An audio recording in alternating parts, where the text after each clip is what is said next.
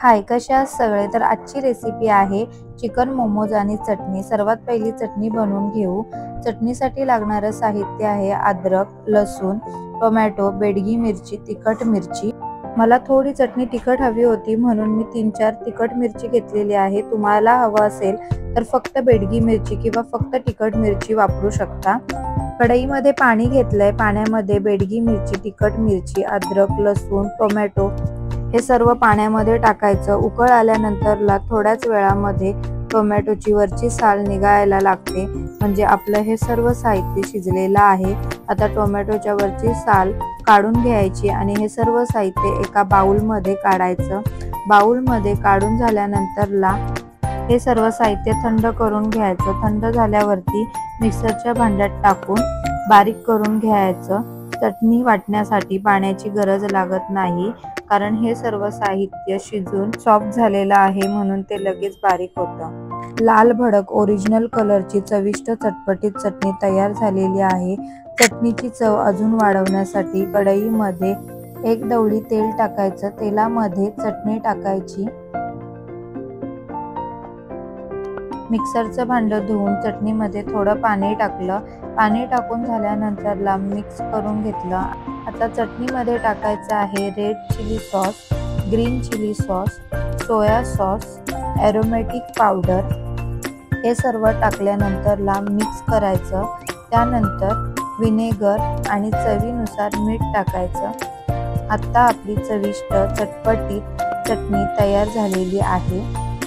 आता मोमोजसाठी पीठ मळूया। एका बाउलमध्ये 2 वाटी मैदा घेतला आहे। त्यामध्ये थोडंसं मीठ आणि 1 चमचा तेल टाकलंय। थोडं पाणी टाकून पीठ मळून घेऊ। जास्त घट्टही नाही आणि जास्त सैलही नाही। चपातीसाठी जसं कणिक मळतो तशा प्रकारे मळून घ्यायचं आहे। अशा प्रकारे पीठ मळून झालेलं आहे। याला आपण बाजूला ठेवू आणि मोमोजची स्टफिंग बनवायला घेऊ।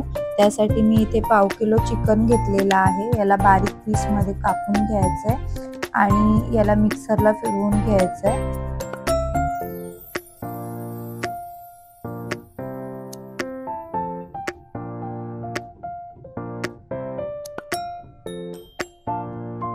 अशा प्रकारे मी चिकन मिक्सरला बारीक करून घेतलेलं आहे। आता एका बाउलमध्ये हे सर्व चिकन काढायचंय आणि त्याच्यामध्ये एक इंग्रेडियंट्स टाकूया आपण। इथे मी ग्रीन चिली सॉस घेतलाय। त्यानंतरला डार्क सोया सॉस टाकायचंय।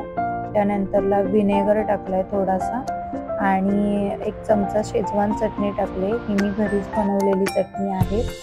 आणि बारीक चॉप केलेला कांदा टाकलाय। त्यानंतरला कोथिंबीर टाकले आणि हे सर्व आता मिक्स करून घ्यायचं व्यवस्थित। मिक्स करून झाल्यानंतरला याच्यामध्ये मीठ अजून मी टाकलेलं नाहीये। हे सर्व व्यवस्थित मिक्स झाल्यानंतर मी याच्यावरती मीठ टाकणार आहे। आधीच मीठ जर का टाकलं तर त्याला पाणी सुटलं असतं, म्हणून आता हे वरतून मी मीठ टाकलंय। आता हे मिक्स करून घेतलंय।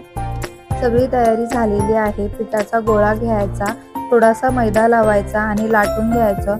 तुम्हाला मोमोज लहान मोठा हवाय तसे गोळे करून घ्या। याला थोडासा मैदा लावायचा आणि पातळ लाटून घ्यायचं। खूप जाड ठेवायचं नाही। वरची पारी जाड असेल ना तर मोमोज चवीला चांगले लागत नाही।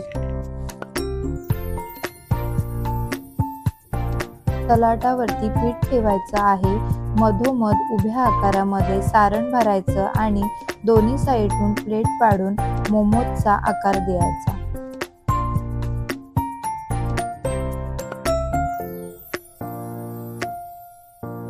अशा प्रकारे सर्व मोमोज बनवून झालेले आहेत। आता स्टीमर ठेवलाय आणि स्टीमरमध्ये छोटा लिंबाचा तुकडा टाकलाय।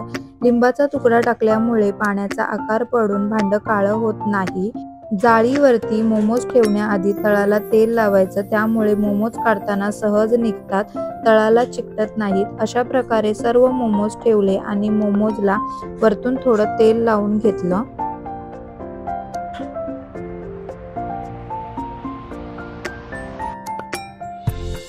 दहा ते 12 मिनिट स्टीम करून घ्यायचं। मोमोज तयार झाले आहेत।